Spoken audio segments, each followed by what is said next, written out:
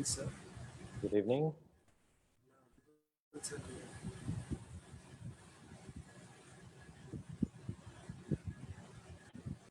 So good evening, everyone. Good evening, sir. So today's topic of this virtual interaction is deep health by the Dr. Abhishek Agrawal. I'll introduce you, sir. You are the founder of Abbyasana yoga studio in the Phuket, Malaysia, and you have 15 years of experience. We have completed the BMIS, PGD Wellness, and certified store pilots, and you have precision nutrition coach and IAYS certified yoga therapist. So I welcome you, sir, on this small platform with all these many students to share your knowledge with us. Thank you so much, sir. Thank you, Bhavit. Thank you. Right. So, hello, everyone, and good evening. Evening here too. So, just to correct a little bit, I'm a founder and director of Abbyasana Yoga and Wellness Center. It is based in Phuket, Sorry for and that. that's okay. No worries. No worries. It's based in Phuket, Thailand. Okay. So, I actually wanted to. I was talking to Bhavit, and I actually wanted to talk a little bit about how you can use just a very simple and basic knowledge that you have gathered yourself to. We all studied same from the beginning, is about deep health. Now, it's just another fancy term for something which you call the holistic approach, or the way we learn in naturopathy, the different types or different stages of health, or the body sheets.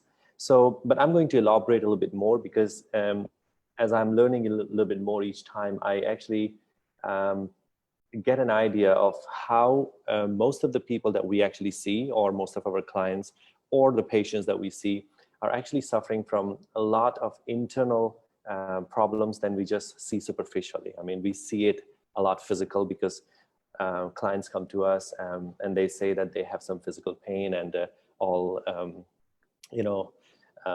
physical pain basically, and then either they're obese, so we look at them physically, but we actually are not really. Look, I'm talking in terms of when I finished my graduation, this is how we were studying all the entire naturopathy, was actually observing people and then trying to just implement whatever we have learned from our teachers, which is great, because we have a platform, we have something to start with. So if I was to tell you that the deep health is a composite, or it's actually your sixth domain, which is actually, some of them you already know. One is physical, another one is emotional, the mental, and then you have another three here, which is quite important. I call it relational, existential, and the environmental. So the last three are kind of very important. We all know what is physical health, to feel vibrant, energized, and like thriving, and performing, like really functioning well. And if you look at your emotional health, it sounds more like your, I mean, it's really difficult to talk about it, because when you ask people about your emotional health, it's really hard. So it's more like experiencing a full range of emotions and expressions, and being able to express those expressions or those emotions to someone. Now, this is a very important part, because if the emotional health is not really taken care very well from the childhood, it can it can actually cause some serious imbalance in our life. And I'm talking about the extremes of it is idle activities, but even before that, our mental states start to go pretty low. So that is something that I found.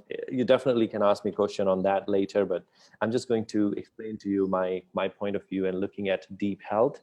And then I have actually gathered three questions that I'm going to talk about, and then see if everything covers in there. So the another part that actually I wanted to explain is the mental health, right? The mental health, we all know the mental health. We kind of know what is mental health, and we kind of teach our patients to be calm, to be relaxed. But this is the area which is mostly about how well our clients or our patient's mind is working. And this question helps our clients actually evaluate their ability to problem solving and to be able to focus and prioritize and then, put things in perspective, because this is very important for your mental health, to put things in perspective. This, and this is what, it is. And if this problem comes, this is a solution. So kind of building that. But from the childhood, we are actually trained for this already. But at some point, there is some missing ingredients in our body that actually disturbs our deep health, which I'm going to talk to you just in a minute. The another one I mentioned to you is the relational. Let's talk a little bit maybe about the existential first, then the relational will come and play a better role. So let's say the existential health is something that refers to, having a deeper why. Why am I here, right? Now, I mean, you guys are very young, and at some age, you will be working very hard and looking at things around that's going on in and around you, and you would wonder, oh, why did I did this course? Why have I done this? What am I doing here? So these kind of questions start coming in, and that is the big why. And it is very important. I mean, that's actually called more like a spiritual health, right? So all the spiritual coaches are actually teaching us about why, and kind of feeling like our actions are, they have some meaning. If you want to act according to the purpose, okay? You act with a purpose, not just acting. So that is kind of a health that our clients actually show. We call it existential health, or I would also call it a spiritual health, because it is kind of your inner being where you're asking yourself questions. You're constantly asking yourself, why? Why am I doing this? Why am I even doing BNYS? Why am I even, not just that one why, but also why? Like typically you will have to ask yourself like 5-6 times. So then you have a better understanding about yourself and the purpose of it. Let me give you one simple example. I was talking to, while I was talking to Bhavit, and actually I asked him multiple times, why is this seminar is happening? And why is it happening now? And, I asked him multiple whys, and he answered fairly all the whys. And that is kind of very important, because if I understand why this is happening, then I have a better purpose to be here and to actually guide you through some actions that actually will over time help you to actually help your clients, your patients eventually. The relational health is something that I found personally is a missing link between every other health, and it could be a triggering factor, in fact, to every other health that we have, right? Mental, emotional, existential, physical, you name it. So the relational health that we have with society, that is like the social support, okay? It is incredibly important to success in a health and even in the fitness journey for somebody, but not just that, but also as a professional, you also need that social help. Like we're building this social platform here. So this help is necessary for us to learn better and to really succeed in our journey of whatever we are taking to. So finding out if your patients or your clients has it, it can help you better assess their needs. So far, I try to. I'm sorry if I rushed through this, because I want to actually come to the 3 questions that I have listed out, that actually most of us or most of you might even ask, why are you even joining this particular workshop, and what you really want to learn from this workshop. And it's not that you don't know anything about deep health. You do know, we have all studied it, but I just put it even more simpler. And that's what I'm going to explain to you, how simply and clinically we all can use it. Okay, so the number 1 question that I have for myself here is, why is deep health important to you, as a naturopath or, as a yoga therapist. Now, I would call naturopath as a therapist. Okay, we are a therapist. We are doctor for sure, but we are also therapists, because as a doctor, the doctor gives and prescribes something, a medicine in the Western world, or the doctor prescribes something and says, okay, I will see you next time. But we are actually not just prescribing a medicine, but we are actually helping our patients throughout the journey. And this is the most important. That's what differentiates us also. But meantime, we'll also need to understand that as a naturopath or as a therapist, we are actually able to help our client much better. See, you can, if you're a therapist, you can help your patients emotionally very easily. Mentally, you can help them.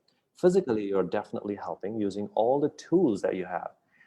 Now, naturopathy comes with entire set of tools. And if you ask me, I didn't even use all of the tools now in my practice, but I don't have to, because it's not necessary to use every tool out there, but use what works best for some clients. I'll give you one simple example.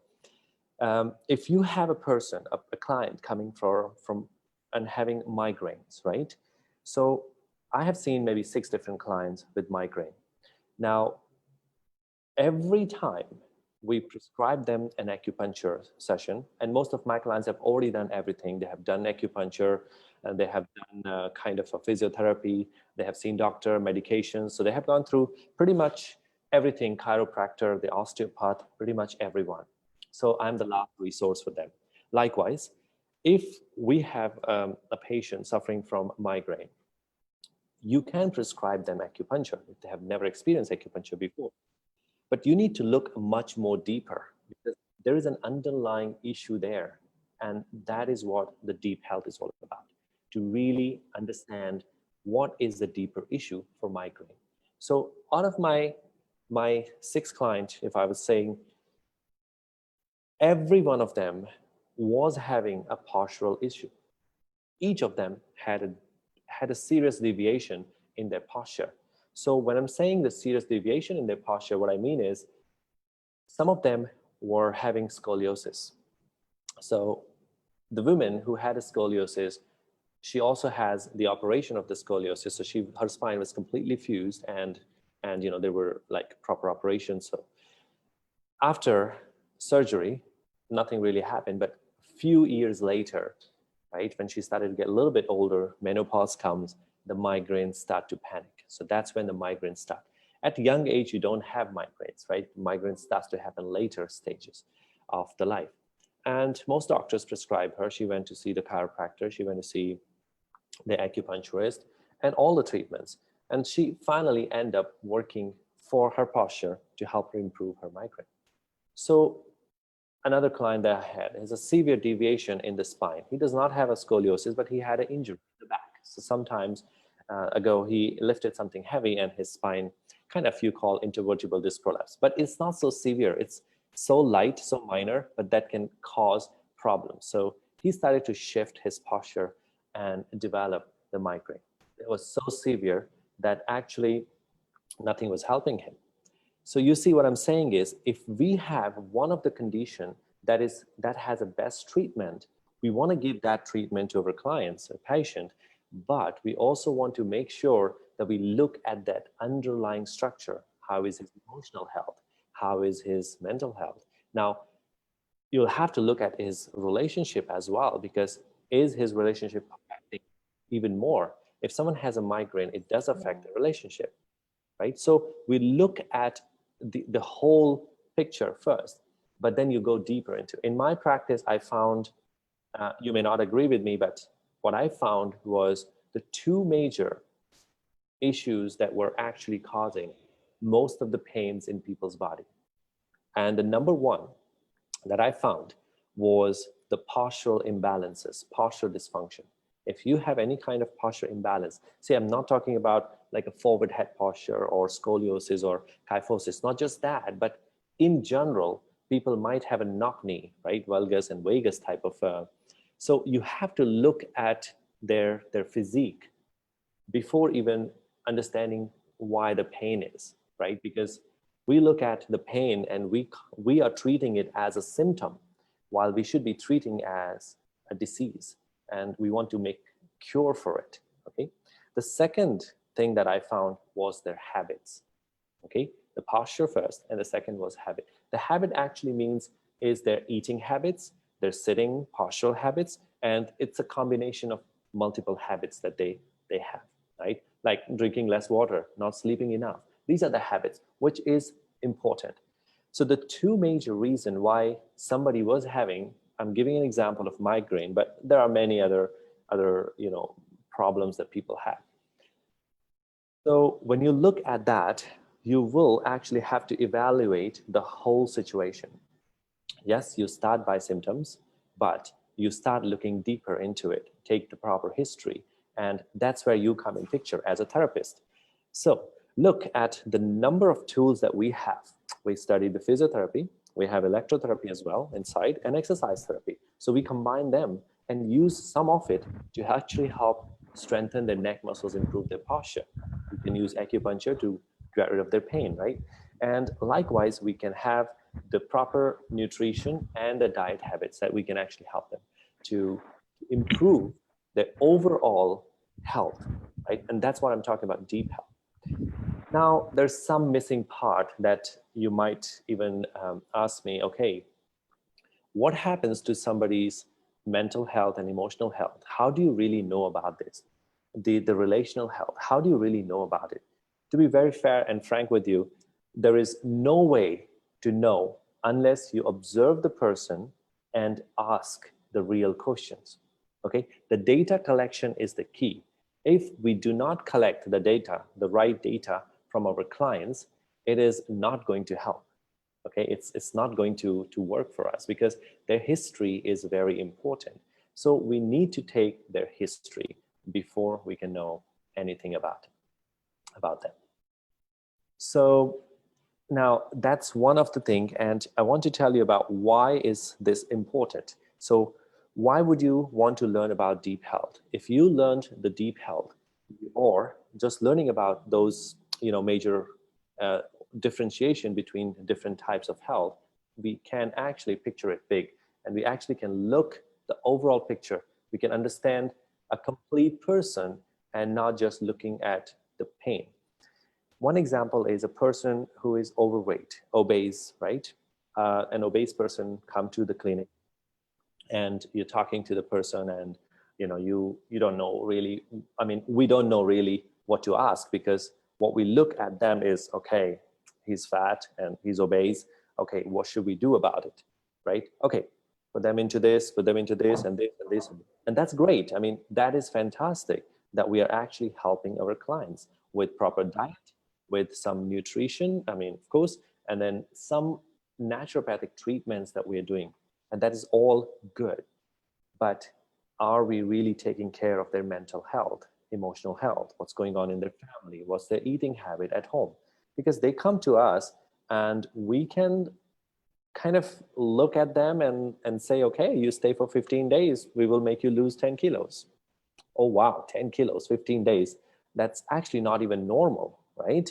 So you have to look, because the more obese the person, the faster he's going to lose weight. I mean, this is the simple formula. But they're not really maybe losing weight. Maybe they just, I mean, they're just losing weight. They're not losing the actual fat. Okay, so how do we put this together? So this, because weight loss is not a 10 days or 15 days or a month program. It is a year or maybe even longer of a program. They have to completely change their eating habits. They have to change their the patterns that they perform on a regular basis, like eating late or not drinking enough water, all of that, right? So how will you know somebody is required to be handled, right? Or how would you really know? Let me ask you the right question. How do you know if this client needs more assessment or if this client need more assistance? How will you know that, right? So this is my question for you, okay? So you will have to answer this at some point. But I'm going to go backwards a little bit, and I'm going to actually go back and actually make you understand that bring one more question is how, by collecting the real history or asking right question from your patients, can be useful to better help them in their journey of becoming healthy. So what type of questions and what histories are you going to take from them? This is the most important part, because if we get to know these basic questions, the answers to basic questions, as a coach, we will have two roles to play. Once you have asked the right questions, you have two roles to play. The number one role is being like a detective, like you investigating it. You try to uncover, right? You try to uncover them. You try to really look under and see what they are actually, right? So also need to understand with this investigation, I call it like a deep health detectives, right? So you have to look at where is your patient struggling most. Are they struggling after they have done all the treatments in the naturopathy hospital? Where are they struggling? Are they struggling to keep up the body weight and you see them again after 6 months or 3 months? Or are they struggling to keep up their weight? Are they struggling to eat properly or eat healthy? Or do they even have a knowledge of what is healthy food? Because in our, I mean, for example, if the naturopathic diet is so bland, and of course it tastes delicious because we have a great cooks around in our hospital, so they cook the food more delicious, but do our clients have it? How can we pass the recipe to them? How can we communicate with them? How can we build a relationship with them? I mean, so let's say we are 150 BNYs, and if we have so many clients, if each of us carry up or keep on communicating with 2 or 3 clients throughout the year, if we could build that system where you can communicate with clients and actually guide them through their nutrition and through their habits on a regular basis, what would happen then? When they come next time to the naturopathy center, they would actually feel more better and confident and actually be more ready to do and lose more weight and to feel good. So that is something we have to understand, but that is only by investigation, by understanding our clients, understanding our patient, and asking them the right question. Now, what question should you ask? Now, that's a topic for some other time, okay? But there is something that you will have to ask them, and that is very much related to the deep health, okay? Probably talk about it a little bit more, or you can connect with me and then we'll discuss this a little bit more. The second part is you'll have, as I mentioned earlier, like you have 2 roles to play. The first one is like a detective, like you investigate the real problem, you uncover the truth. What are they not doing right when they are not in the hospital, when they're outside at home or anywhere else, partying or whatever it is? That is the investigation you're looking for. How's their emotional health? How's their relationship with the family, with the children, and how's their business, financially, how they are, and do they feel worthy of themselves? Like, these are the questions. I'll definitely talk this more in our sometime later, but these are the basic questions that we will need to get from them, so then we can investigate better. The second role that you have is you act as a deep health Sherpa. You know Sherpa, the guides, they are in Himalayan, like in Nepal and all. So they know the entire mountaineers. They know everything about the mountain. So those are called like Sherpa. So health Sherpa, like you are a guide. Now you have to understand this part here is, I mean, even me, basically, I am using my knowledge, but I'm not trying to fix I'm not trying to fix anything, but actually enhance my client's awareness.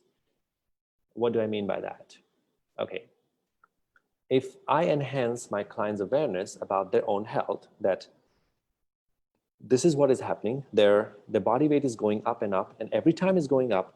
So this is what is the missing link. Could they, or can you help them, just guide them to follow one simple habit? And that one simple habit can last for 3 months. It doesn't matter, but just one simple habit, but keeping in touch with them. So improving their awareness. Okay. The second one is actually to collaborate or to explore where they can seek help, or you can come up with they can come up with their own solution with some supportive coaching if you provide them. So if you allow your clients to become aware, and if you ask them the question, why the existential health, why is this so important for you? Why do you have to lose weight? What is it so important for you to lose weight? You haven't lost for 6 months. It doesn't matter. You could no, there is a deep reason behind it. They might have a reason that their children are not looking at them properly, right? They may be like, my dad is overweight, right? Or they could also be a different way of looking at it, that this person is financially strong, but he wants to live even longer because he wants to just enjoy his money, basically. So the reason could be very simple, but unless you know it, you cannot help them, because if that is the major reason why they are coming to lose weight, or they are coming to get rid of the pain, then we'll have to work on that. It is what is most important. That is, we call it like a action focused thinking. So it's all focused on that. It's okay, I want to lose weight and I have these other issues, so let's work on the following issues. Example, if my weight is 80 kgs and I need to lose 10 kilos in next 3 months, right? I'm not in the hospital, I'm going back. You are, as a doctor, as their therapist, following up with them almost every second day. Nowadays, we are in the social media, I mean, we have everything. And it's not difficult to build that. But if you did that, if you follow up, you're actually building your own repo. You're building your own reputation. You're actually experiencing your clients and their problems. So you're actually helping them. Now, of course, you may have to take some permissions from the authorities and all that, but I don't see a point why authorities will not help, because they should actually help to actually improve. They actually should build such kind of system. And if they need any help, I'm here to help, right? So this is how I help my clients. I have a whole system where I use this deep health method to not just educate them about the exercise and the yoga part, but actually helping them find the right way. I'm not teaching them that, oh, you do this, then your relationship will be better. Okay, that's not my expertise, and I'm not a psychotherapist. I'm not a relationship counselor or anything like that. But as your own, with your own experience, you would slowly start to build it up, and then you will actually help them to figure out, okay, why you're feeling this way. For example, a woman age 40, 45, menopause, and they will have a lot of mood swings and all that happens, right? So how would you help them? Because that affects their relationship for sure, right? Because they feel hot and they feel cold. So it's very imbalanced at that point.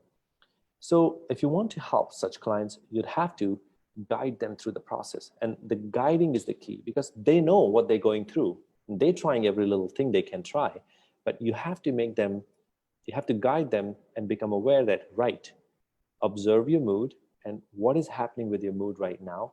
Let's write it down. And let's write it down, and let's write it down. Check that, create a journal. So there is a whole process of how you can help your clients. And that's how you can use deep health actually to work with one client. I can tell you, if you're working with just one client per month, that is a lot of work. So I handle 25 clients, and that is a lot of work. So it is a huge work, because you're actually doing an entire lifestyle change, but you're not entering into their space. You're doing it in a very comfortable way that they are becoming aware of what is going wrong. You're just a person who is right there when they need a support, and then you're helping and you're guiding them. So again, not trying to fix it, but trying to help. What you can fix, you must fix. Example, if somebody has a migraine, no need to guide them through. First fix their pain, because that's why they came for. So if my clients have come here for a pain, I must make sure that they first get rid of the pain, and then I understand a little bit deeper, why is this pain keep coming and what's happening and how I can further help, something of that sort. So those are the two questions that I had for myself that I wanted to answer to you guys. And if there's any questions, I'm very happy to answer. And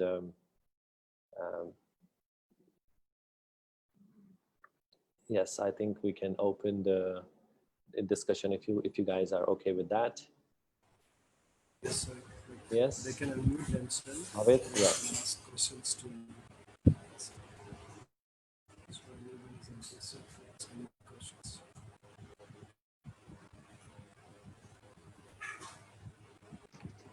Good evening, sir. Sir, I'm Jhanvi Mishra from Varanasi. Okay. So my question is that you have said that they are losing weight, but not that fat. Yes. In your discussion, what that means, sir? If they are losing weight, that means they are losing their fat. Well, not quite 100%. The weight loss could simply be the water loss from the body, and could also be the loss of some fat, but it's not like a 100% fat loss basically in the short term.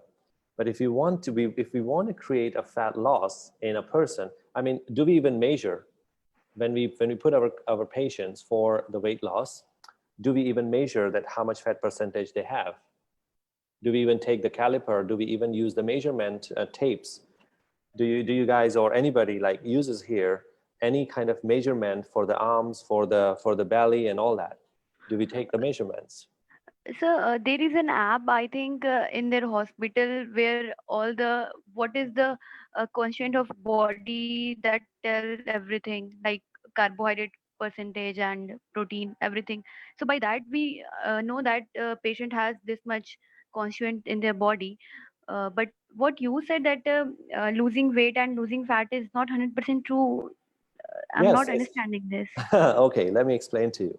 See, in our body, you have a composition of your body is, if a person is, say, if a person is lean, okay, Yes. when you started to make them lose fat, now lose weight, there is a very difficult path to actually help them lose weight, because they're lean and they're muscular. If they are losing weight, they're actually losing the muscles, okay, from the body. Yes. Now, Yes. as you all know, that there is the entire chemistry behind it is what really happens. So the way we make our clients lose weight is most important than actually losing weight. If we were to lose weight just by dieting, then we're actually progressing the kind of the weight loss in a slow manner, which is great. Okay. Now, basically, I'm not practicing any naturopathy. I can tell you, there is no treatments that I give. So, if my way of making people lose weight, it would be basically based on the proper food habits, right? The eating habits, and also to actually do the proper exercises. Now, when I'm saying that, the fat and the actual fat content of the body is not lost in such a short time. So if we look back into it again, if we are losing fat, if you're losing weight in 15 days, it's not that much amount of fat that you're losing from the body. So if you lose 10 kilos in 10 days or 15 days, it's not that much amount of fat that you're losing from the body. Okay, so that means they are losing their water content? Exactly. A lot of the time, they're using a lot of water content from their body. But the fat burn is a process which is actually used by, if we were doing a fasting, okay? So if a person is fasting, then the metabolism, the carbs come in, and then once the carbs is utilized, then we have another, the fats start to come in. But Yes. if we are not giving them exertion, we're not giving them intense exercises, and we still want them to lose weight within 10, 15 days with our naturopathic treatments, which is great. They feel good because they have lost weight. It is more or less a weight the water content that they have lost. Have ever happened like that to you or to your clients or the patients, that they lost weight and then when they came back after 3 or 6 months, they had the same weight gain? Sir, actually, I'm a student now. I have not seen that Okay. cases. All right. Okay. Yes, sir. But no, it's a Okay, good sir. question. Thank you. Yeah. No problem. No Thank problem. you so much, sir. No problem. Thank you, sir. So few chat box like questions are there in the chat box if Right. you can see. Usually patients. Okay, so I'm going to pick here Satra Nehal first. Sir, but usually patients are not open enough. So what should we do? Just provide them with a symptomatic relief? Most patients are not open to interns, and which is very normal. Okay, you're not applying it right tomorrow. It is a process that you will have to remember, and then you will have to use when you become doctor. So if you're already a doctor, if you have already graduated and working somewhere, then this is the time that you start to actually go deeper into the clients. But when we are working as an intern, we have very limited what you call the weights in our words. I mean, we can only talk that much, or our profile is not that built up yet. So it may take a little bit time. So for that reason, yes, go with their symptomatic relief, but time to time build a relationship with the client and ask them a little bit more question, a bit more of a question. Okay, how did you end up like this? I mean, just a very simple question. How did you gain so much weight? I cannot understand that. And that is something that's going to really deeply hurt them. But if I was the one, I would definitely ask. But it is a hard thing to ask to someone who is already overweight. But yes, we should have a compassion for them, definitely. And we'll need to ask them in a genuinely, that how come you become so overweight? Because overweight is, there are many reasons someone can be overweight. Or I'm sorry if I'm answering you right, if your question is related to overweight, but if it's not, if it's symptomatic, yes, you would go with symptomatic relief first until you have built your profile. Okay, we go with Bhumika. Hello, sir. This is Bhumika from Mysore. Okay. Oh, sorry. Next question. Okay, sir, how do you help patients with psychological issues using deep health? This is Sanjana. The psychological issues are not in our concern. I mean, we are not a right professional to help, but the deep health actually helps you to break few things down here.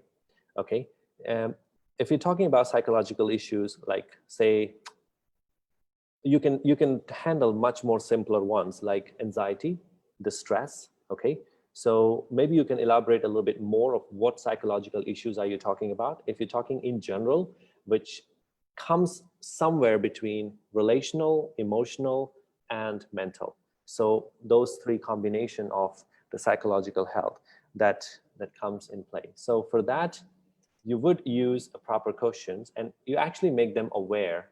So for example, if you have somebody who has a stress and anxiety, and you'll have to understand and you have to ask them at what area. There's a whole series of questions that you would ask. As a psychotherapist, a psychologist would actually have the whole questionnaire to actually ask them. They'll just have to take an answer to the series of questions. So if you need help with that, we definitely pick a client, and then we can discuss that in a more timely manner.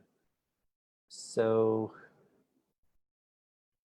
please do use your opportunity with, okay. What's the next question? What is your approach? What is your approach if somebody comes with multiple problems? We have different kind of therapeutic procedures in naturopathy, and can we give all at a time or prefer one by one? Okay, very good question from Bhumika here. The question is, what is your approach if somebody comes with multiple problems? Now, the multiple problems can be described in many different ways, okay? The multiple problems, one simple example could be a person comes, this person is athlete, is a runner, and comes with the knee injury, and you can understand his condition.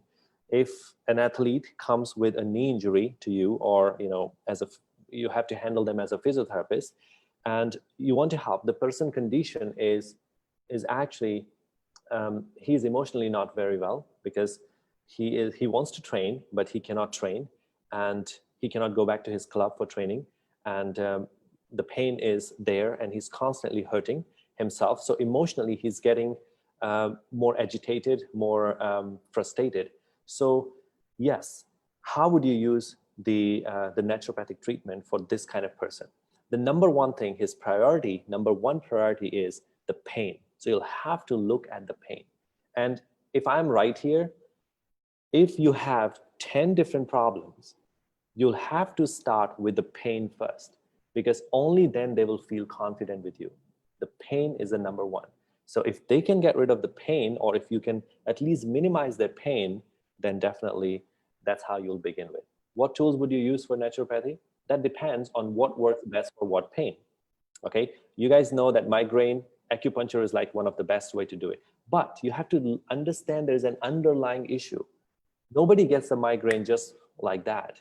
There is an underlying issue to get the migraine itself. There is maybe some misplacement, your neck. So you will need to create maybe traction to help the neck proper alignment, and then migraine can be helped. So we need to understand that. Plus, the constipation is one of the major reasons also for most of our headache. You can use acupuncture for, all these. I don't really practice so much acupuncture. I only practice a lot of yoga and the entire physical therapy and nutrition in my practice. So, I had to separate myself a little bit, because I can't focus on everything. And so that you should not worry about focusing on everything. Pick and choose what works best for you and for your clients. Next will be, what according to you should be the ideal time in consulting a patient and taking their case history? This is Avishai. Okay, what is the ideal time? The ideal time would be if a client comes to you with pain and the symptoms that are more severe, you'll help them overcome the severe pain. But you will also have to ask them this question: how did you get it? Right? That's the one question I mentioned earlier. How did you get it? How did you end up like this? And they will explain to you the entire history of how did they end up here. They might have some accident, they might have hit a car, or maybe they lifted something heavy, then their back started to hurt, or they may sit a lot in the office. So this could be basic reason for that person. And that's when you feel, when they start to feel confident talking to you, then you start to put in some more questions. Your goal is to, when you're asking question, in your mind, you must set what results you want to get. What is the data that you want to collect for this person? Okay. Most of the time when we are working in hospital, we already know the client history. Most of the time we know the client history. Okay. And every student goes there and takes the client history differently. And this is what we need to gather together and then understand, and then say, oh, you mentioned this event happened in your life, and how has it affected you personally? So likewise, you're building a full thread and taking a lot of data. You're asking a lot of questions, and that's what is going to get you into a proper conclusion. So there's no ideal time. In fact, whenever they feel happy to answer you, you just go and ask. Not all the patients will be open-minded, and they won't share much about their mental sufferings. Might be personal things. How can we proceed with them? Because as the personal might show effect on the mental, which might cause a physical illness, then they are not open the reason. Now, this is where you need to understand that you'll have to go backwards. And as I mentioned to you, the example of the runner is a professional runner. He's going out to run and he got his knee hurt. What happened to that knee? What happens to his emotional state now? He is probably a champion, right? And he is working hard for it, but now he's frustrated because of his knee. So what happens to his mental state, right? His mental state is going even more weaker, and emotionally he's agitated, he's frustrated. He also wants to disassociate himself with other, members of the club. And what do you do then? How are you going to this is when your case history is important, that you first ask, what is your profession? What did you do? And look, many of the patients will not tell you in one time. And to be very frank with you, I have not gathered the information about my client in one time. But if you set your target, when you become a doctor or when you're already sitting on your chair, and when a client comes, you have all the rights to ask these questions, and you will definitely have to ask if you want to help them more. But for now, if you're not in a hot seat, I would call the doctor seat yet, you would have to just a little bit compromise with that and take a little bit step by step. And if anybody needs more help with what question to be asked, if my client is having if my patient is having some mental issues, some psychological issues, what question to be asked, and how to reach to a conclusion that actually, see, if I give you a picture of a 6 domains of the deep health, you can understand one simple thing about it is actually they are all working together. If you have a physical pain, you may end up into the stress web. And if you have emotional imbalances because of your relationship with someone, then you can end up with the pain in the body. So it is a web. We call it the stress web. So if you ask the stress question, the questions very much straightforward about, do you have any stress in your life? Do you have any stress in your family? Kind of questions that you would ask. But again, if you need more help with that, I can come up with that for you. Yes, most of the clients will not be very open because you will have to build a relationship. How can you be so open to me if we don't have a relationship? Or if I was asking you any personal question, you may not be even answering it, because we need to build a relationship with the client, which means is a patient-client relationship is something where you are understanding the client on a regular basis, but giving them more than asking. What do I mean by that? Is helping them and telling them, okay, this is what happened. So did you know that how this has happened? Did you know why this happened? Kind of these questions. You're not telling them, oh, this happened, let's do this, it will help you. No. We're not trying to fix it. We're actually trying to guide them. So that is the major role that you have if you're looking into the deep health of a person. If we have to follow up about patients at least for a month, will it be possible in the hospital? Because there will be a lot of patients over. How can we proceed with that? I'm not sure if I understood the question. If we have to follow up about a question at least for a month. If the client is staying for a month, you mean, in the hospital, or? I'm sorry, this is by Lakshmi Tej. Maybe, I'm sorry, I didn't understand that question. So I'll move on to if they obese. This is by Guni Gupta. If they obese patients are losing their water content and of course they gain weight again in 3 to 4 months, then what should be the correct treatment to lose fat from their bodies? The correct treatment is to follow up with the clients on a regular basis, because once they leave the place, once they leave the hospital, they are going back to their normal diet. Maybe a week or maybe 2 weeks, they will follow your diet, okay, naturopathic diet. But after that, they're going on their own. How are you going to help them, in fact, to continue following up with what they already eat? A balanced diet is the key, okay? To understand person's balanced diet, you'll have to first take a proper history of them. You would have to ask them, write me down 3 days meal plan. What did you eat all day, today, tomorrow, and day after tomorrow? Then you take that, because when they already come to the hospital, they are in a very critical stage, okay? That's when you have to help them for sure. But when they are leaving, you'll have to follow up with them, because that's the most important part we are not doing. We're waiting for them to come back 6 months later or 3 months later, so we can start charging our treatments to them again.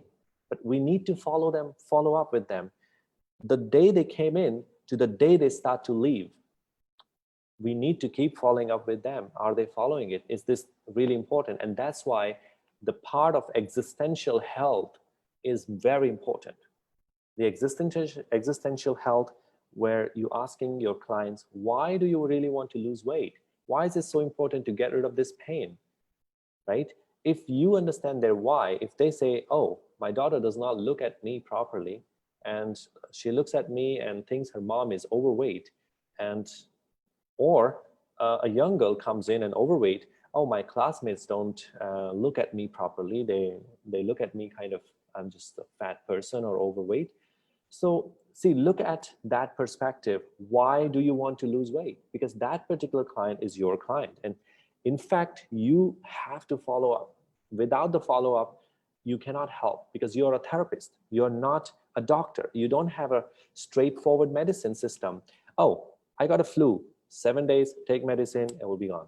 Oh, I got a bacterial infection, 5 days or 7 days antibiotics, it'll be over, you'll be fine. It is not like that. Our system is very different. Our system is a system where actually teaching people to live more healthy. So if we want to teach that way, we'll have to follow up with them, because the moment they left, they're on their own. I mean, you can imagine, what it looks like. So how to identify whether the patient has done the follow-up work advised for them when they come for the next consultation. Right, if you are already having a setup for yourself, this is Nirmukta. If you already have your own setup, then you should be able to follow up with them, is build a system, probably have a group. Maybe you can have a WhatsApp group, or you can actually create an email list for them and actually have them contact you and actually check with them. But if you don't have your setup, if it's a client or patient from the hospital, the best way to follow up with them is actually approach the client and ask them, I'd like to help you even more. Since you're leaving, how can I help? Right? If you have built a connection with the client, right? You cannot go to the new patient on the last day and just tell them, hey, I want to help, tell me how can I help? That doesn't work. So say you were doing acupuncture for a person, right? For a client for maybe 15 days. You have probably built up some relationship. At least you got to know a little bit deep about that person. Or probably you were just hanging around and maybe looking at your phone, or you didn't really talk to the person while they're doing some kind of treatments. You could actually consult them there, right? So if all that has happened, the client would be very much happy to answer you, oh, how can you help? They will ask you, how can you help? You say, oh, I can help you follow up with your diet once you leave the hospital. I can remind you a few things that you can continue doing it. I can come up with a few recipes that we use here regularly that you can make for yourself. And I can also help you to, now there are a lot of applications, online applications, so many stuff. You can actually ask them to just fill up whatever they ate, that day, and I can help you out to mix and match. If you're studying nutrition, you have a fair amount of idea of what is missing in their diet. So if you're getting an idea of what is missing in their diet, then you can easily guide them through that too. So that's how you use the entire approach of naturopathy. Okay, next one is, sir, some patients are not aware of why there is increase in weight in them. In that condition, what we should do that patient to face the problem? If they're not aware why they're having the weight loss, you are the doctor. You have to know what are the major reason, in what are the health condition you gain weight. Is the hypothyroidism one of the condition? Yes, hormonal imbalances can actually make you increase weight. Stress can help you, I mean, not help, but actually make you gain weight. So there are conditions that actually can cause the clients to become obese. Some people are emotionally affected, and that's where the emotional deep health comes in. In the emotional health, people actually, when they get emotional and when they get a little bit emotional, they overeat. So that's called emotional overeating. And so how are you going to help your clients with emotional overeating? So these are the things that you'll have to prepare in your free time. You'll have to prepare. If a client comes with weight loss, these are the 6 main reasons why the weight loss happens. Okay, now I have these reasons. let me list out each of them on how I can help my clients. I mean, this is how I do it. So if a client comes to me with a weight loss and they want to lose weight, I can't look after them with the whole naturopathy thing here. So I have to let them follow few things on a regular basis. And eventually, until I ask them a question, why, most of the time, they're not going to follow it up. So you need to understand the deep why they want to even lose weight. So hopefully I'm giving you a lot of answers. I think it covers a lot of a boy of 10-year-old who is overweight and fond of sweets and non-vegetarian, and his parents want him to lose weight. Everyone forced him for a diet restriction. Oh, poor boy, where he is only given salads and vegetable juice. How can we explain the condition of the boy according to the 6 dimensions of health? Because he is in a phase of growth and mentally not grown. Okay, well, if you're helping somebody who's 10-year-old, you'll have to become 10-year-old to help the 10-year-old. You'll have to be playful. You cannot be doctor and advising a 10-year person. And I don't think it's your expertise. He probably needs somebody much more lightheaded, much more, soft. So you have to, if the parents are forcing him to lose weight, he probably doesn't want to lose weight. You'll have to ask the boy itself, do you really want to lose weight? I mean, he's the patient, right? Do you really want to lose weight? And yeah, I have to lose weight because otherwise my parents are not happy. Is that the only reason why you want to lose weight? No, everybody looking at me bad and sad. Kind of, you are communicating with the boy like a child. And then, so you have to become that person for some time to actually understand why, if he wants to lose weight or if he doesn't want to lose weight. The boy can say, I don't want to lose weight. It doesn't matter to me. This is really important. You guys need to understand that if somebody does not want to lose weight but have full of energy, come on, what's wrong with him? I mean, what's wrong in having overweight? Can you imagine somebody with so lean, super fit and slim and can't sleep, cannot eat properly? What type of stress are they having? With a look at the person who is obese but wakes up every morning just like that. I mean, what are you trying to fix in that person? Isn't the energy everything about us? We need to understand that we are energetic. Every single day we wake up energetically. And doesn't matter how slim, fat, obese, whatever the condition is. If you're in pain, you will not wake up energetically. But if you are obese and if you still have all the energy to do things, oh yeah, that's the right question. So that's what you need to ask. The question, we need to consult with the boy and keep asking. And he's not going to lose weight in 10 days or even in 10 months. It is going to take time.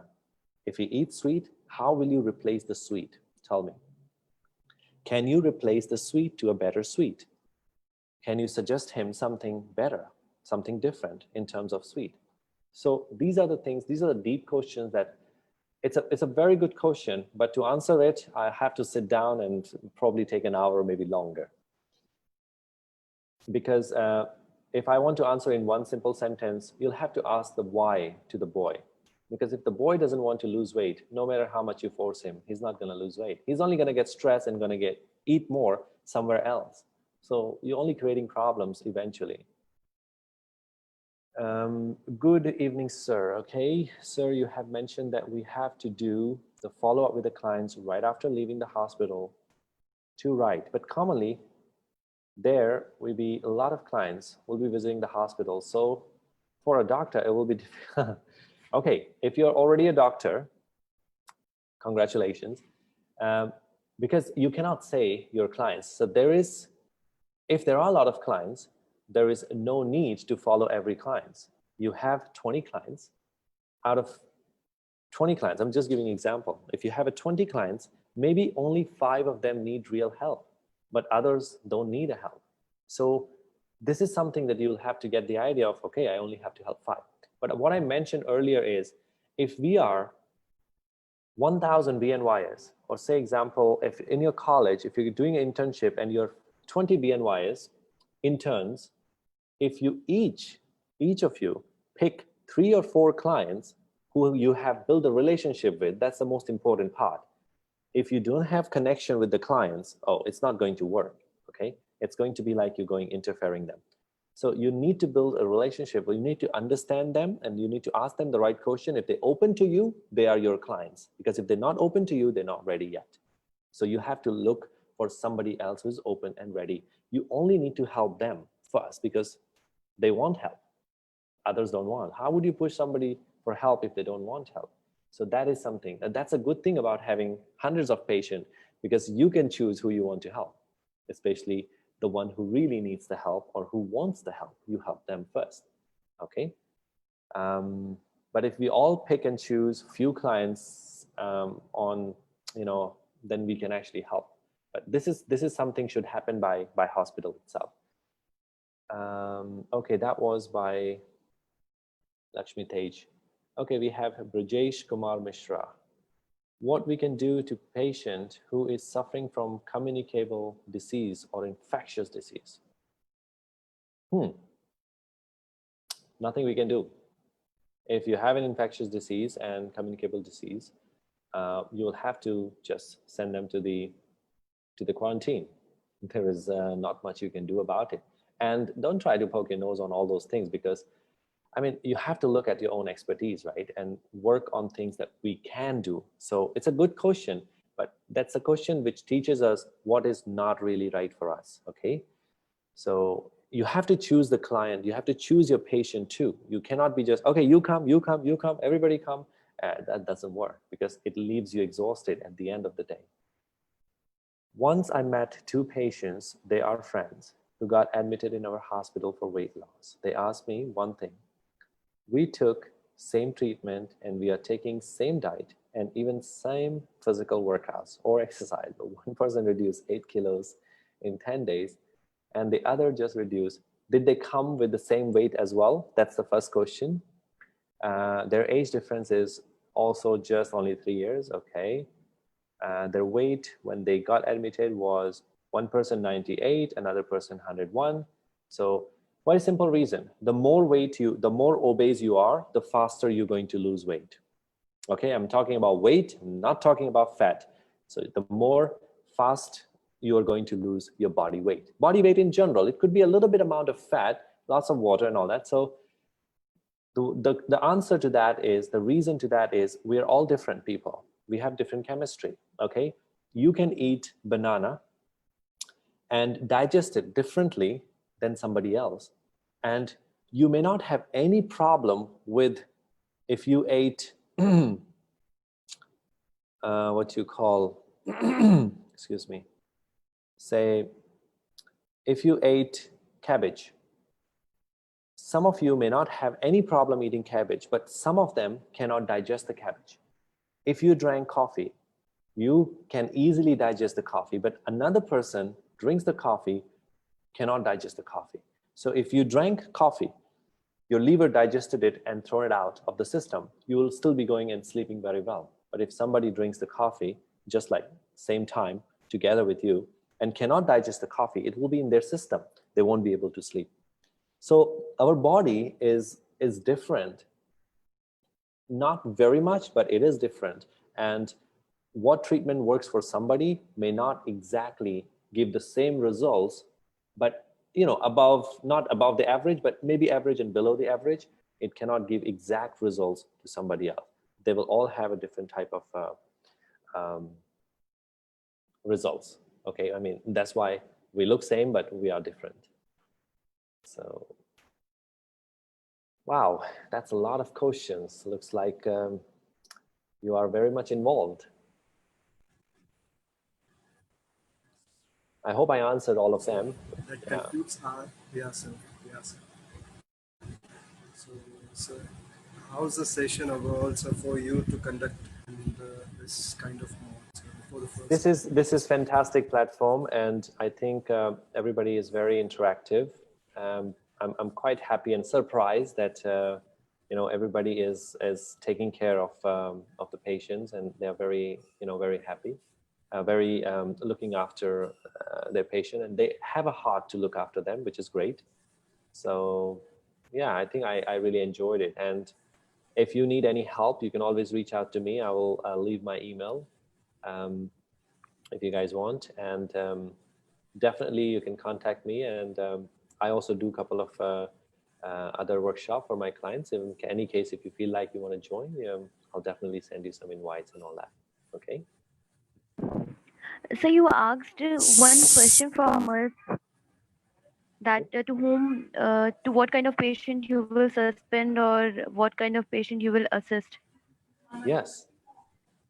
Yes, sir. I want to give that answer. That according to me, sir, those who will tell everything about them, their situation, their circumstances, their existential and relational health, to them I will suspend. And those who will not tell these aspects, these health issues, to them I will assist, and I will try to cope up with them. I will try to make a friendly behavior to them. And then if they will tell everything about their self, then uh, uh, I will suspend them also. Okay, okay, okay. That's a Thank good you so answer. much. Okay, no problem. Thank you so much, sir, to come Oh, on this no. platform and share your wonderful, sir, for me also as a student and for all of us who attended the session. And I request you to come again whenever you have time and to share knowledge with us with a different topics. Yes, sure, definitely. We'll talk about it. Okay. Thank you, everyone. Thank you so much. Thank you so much. Yes, all the best. Bye. So we'll conclude the session. Thank you, everyone, to join this session. Thank you, sir. Thank you.